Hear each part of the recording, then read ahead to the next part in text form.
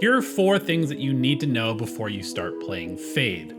Number 1, Haunt is strong but much harder to use than Recon Dart. Fade's signature ability, Haunt, can provide a wall hacking scan much like Sova's Recon Dart. It's a bit harder to use though because it is a thrown projectile with a fairly limited range that must land and then grows this evil demon head that actually does the scanning. It can be destroyed before it activates, but once it does, the scan is pretty much instant for anyone that it has line of sight on.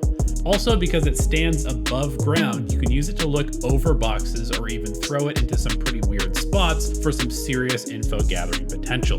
If even a tiny bit of the head sees you, you're scanned and marked, which is a problem.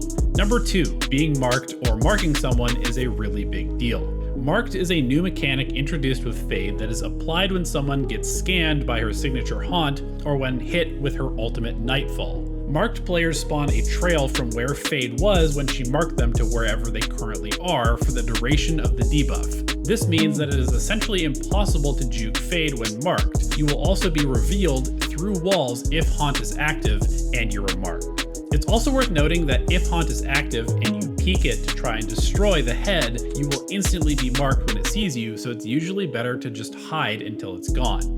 Number 3, Decay is still overpowered. Both Fade's ultimate and C's abilities inflict a decay, think like Viper's smoke, on anyone hit by them. The big deal here is that the decay is instant and it's also 75 temporary damage. Remember, there were a ton of problems with how strong Viper's decay was when it was an instant 50 damage, and I could definitely see some similar issues here with Fade. 75 is a lot of damage, and while it does start recovering almost instantly, it also means that basically every piece of damage dealing utility in the game, or a headshot from almost every weapon, will kill you.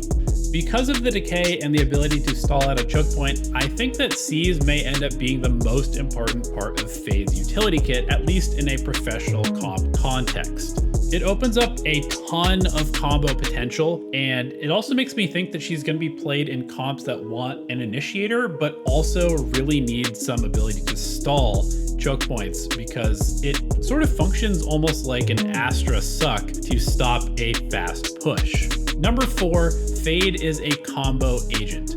Between her ultimate Nightfall and C's, we are talking about a lot of opportunities to kill weakened opponents with stuff like raise grenades, shock darts, or even mollies. Raze in particular seems like a really good duo with Fade because she can hold enemies in place to eat a paint shell or showstopper, or you could also use the marked trails to chase somebody down with a showstopper who might otherwise be able to escape. I can definitely see some teams using her as part of some really big site executes with a Nightfall comboed in with a Hunter's Fury and maybe a Brimstone Orbital Strike to just completely obliterate a site and kill anybody on it. Fade's play patterns should be pretty familiar to anyone who plays Skye, and a lot of her utility is very straightforward to use. I don't actually think she will replace Sova in the meta because she's a much more aggressive agent than he is, but I could definitely see her being part of some aggressive execute heavy comps on maps like Bind, Fracture, Ascent, or maybe Haven. If this video was helpful and you'd like to see more Fade content, be sure to subscribe, and we will see you in another video very soon.